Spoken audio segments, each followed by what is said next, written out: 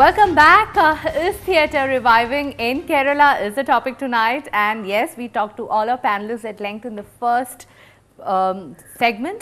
Now it's time to move on completely into the subject. Theatre movements currently എത്രത്തോളം active ആണ് കേരളത്തിൽ? ഞാനിപ്പോൾ ഈയിടയ്ക്ക് ഒരു തിയേറ്റർ ഫെസ്റ്റ് അറ്റൻഡ് ചെയ്യുകയുണ്ടായി, and that was an English theatre fest.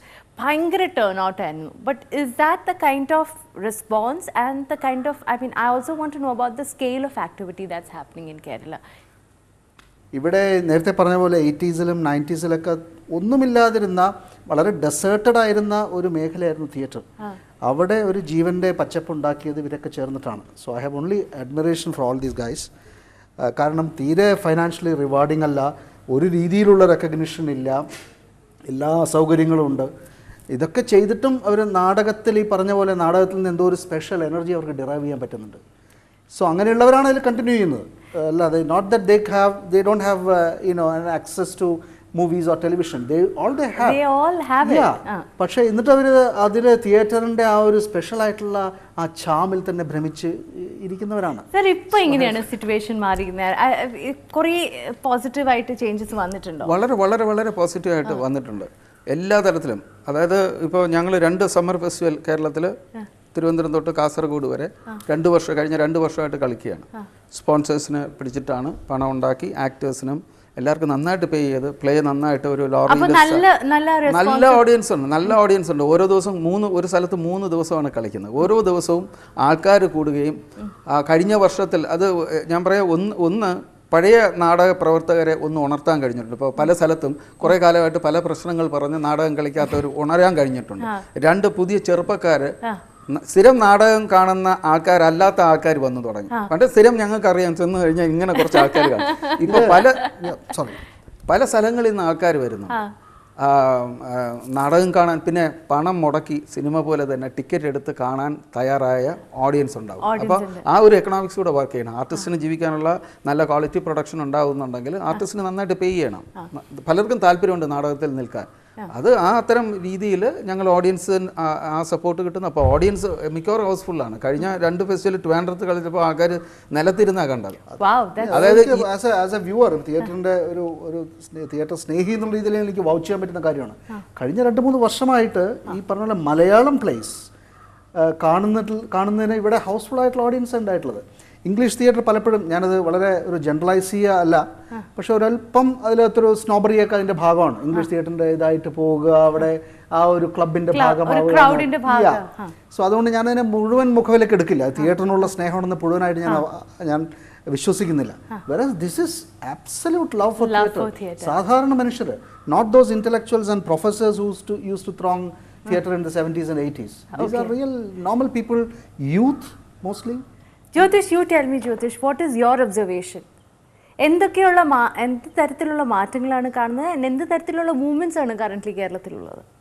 ഒന്ന്, കേരളത്തിൻ്റെ ഒരു ചരിത്രം നമ്മൾ എടുക്കുകയാണെങ്കിൽ കേരളത്തിൽ ലൈവായിട്ടുള്ള പെർഫോമൻസുകൾ കാണാൻ ആളുള്ള ഒരു സ്ഥലമായിരുന്നു ഇത്.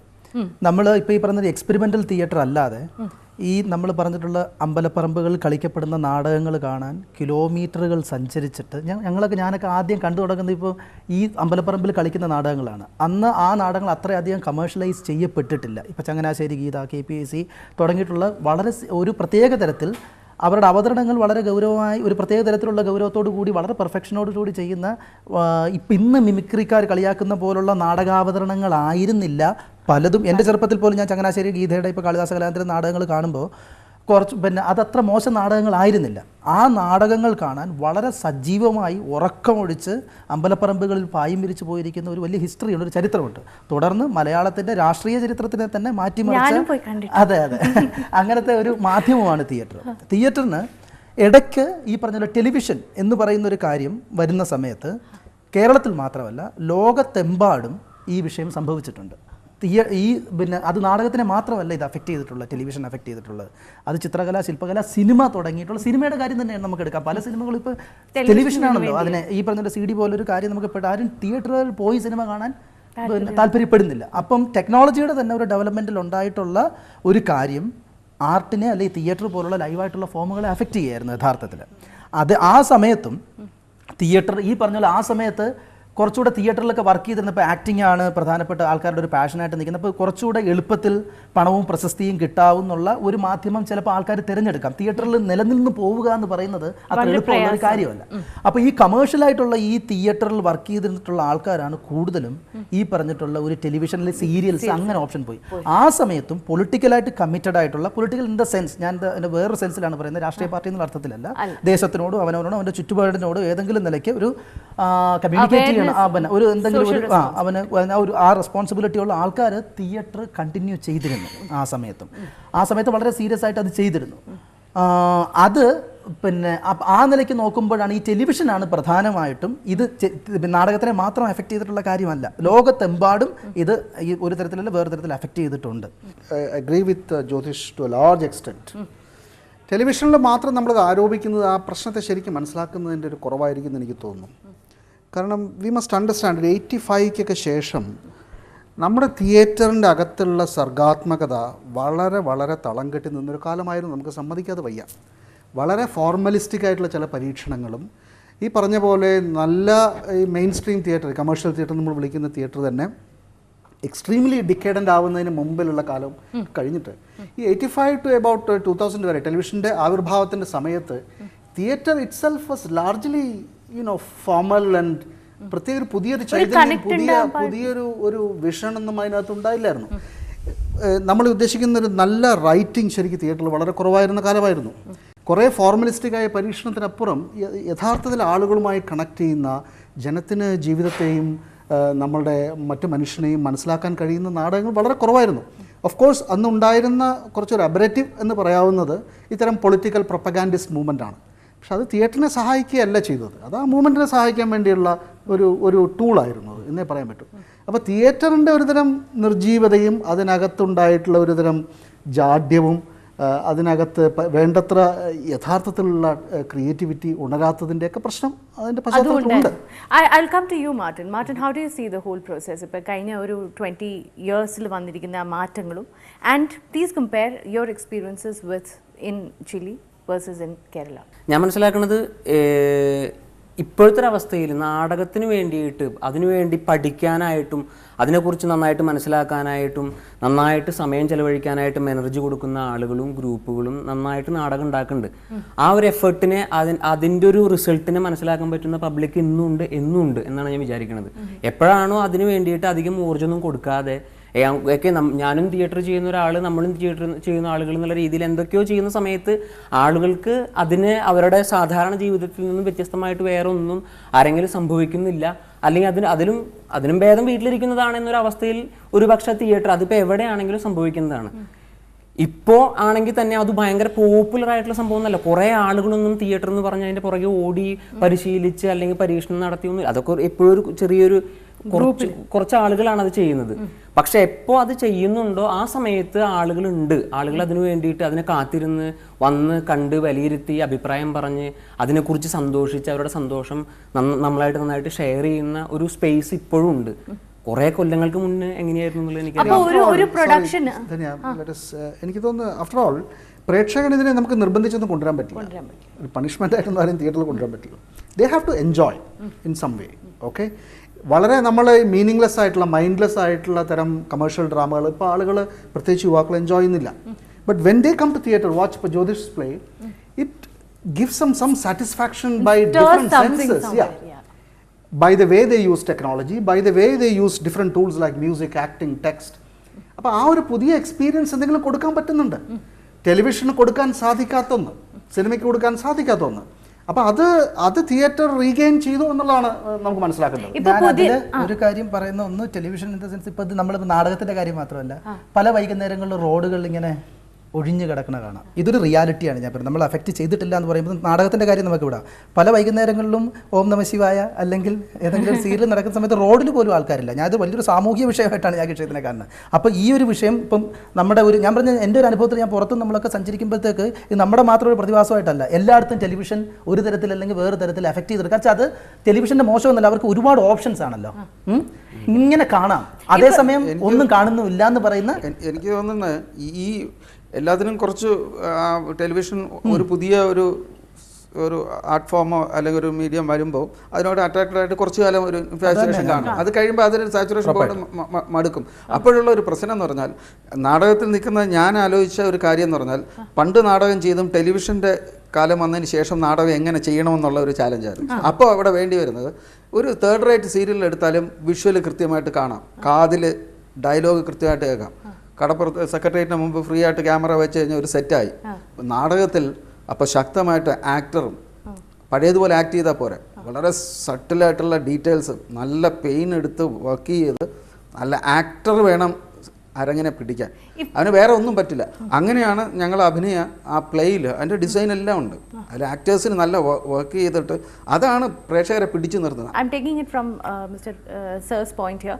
സാർ പറഞ്ഞൊരു വളരെ ക്രിട്ടിക്കൽ ആയിട്ടുള്ള ഒരു പോയിന്റ് ഉണ്ട്. നമ്മുടെ ഇപ്പോൾ ടെലിവിഷൻ്റെയും ടെക്നോളജിയുടെയും ഓൺസ്ലോട്ടുള്ളപ്പോൾ നമ്മൾ തിയേറ്ററിനെ വളരെ വളരെ ഫൈൻ ട്യൂൺ ചെയ്യണം.